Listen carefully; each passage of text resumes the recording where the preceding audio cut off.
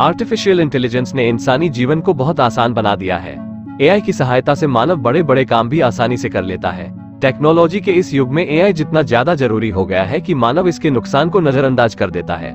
Artificial intelligence जितना हमारे लिए उपयोगी है उतना ही यह हमारे लिए खतरनाक भी है। आइए जानते हैं कि यह हमारे लिए खतरनाक क्यों है। जापान टेक्नोलॉजी की दुनिया में सबसे अग्रिम देशों की सूची में पहले स्थान पर आता है। जापानी रोबोटिक्स कंपनियां किसी अन्य देश की तुलना में कहीं ज्यादा आगे हैं और उनके तैयार किए गए रोबोट दुनिया भर में इस्तेमाल किए जाते हैं। आपको बता दें कि साल 2017 में जापान की एक नामी गिरामी रोबोटिक्स कंपनी ने मिलिट्री के इस्तेमाल के लिए बेहद ही हाईटेक रोबोट्स को तैयार किया था।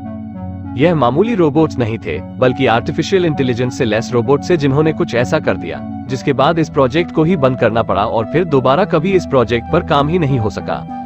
हालांकि सबूतों के अभाव में इस मामले से जुड़ी और कोई जानकारी मौजूद नहीं है। ऐसे में कुछ लोग इसे फर्जी मानते हैं, वहीं पर कुछ लोग इस मामले को सच मानते हैं और इसको लेकर उनमें कई तरह की बातें प्रचलित हैं। ऐसा कहा जाता है कि इनमें से एक रोबोट डिसमेटल होने के बावजूद किसी ऑर्बिटल सैटेलाइट से कनेक्ट हो जा रहा था और खुद को और भी ज्यादा मजबूत बना ले रहा था, जिससे इसे हराया ना जा सके। जानकारी के अनुसार बड़ी ही मुश्किल से इन रोबोट्स पर काबू पाया गया, लेकिन उसके बावजूद भी यह रोबोट्स रुकने का नाम नहीं ले रहे थे। दरअसल टेस्टिंग के दौरान ये रोबोट्स जानलेवा बन गए और उन्होंने 29 वैज्ञानिकों की जान ले ली। इनमें आर्टिफिशियल इंटेलिजेंस का इस्तेमाल किया गया है, जिसकी बदौलत इनमें खुद ही सोचने समझने की क्षमता रहती है।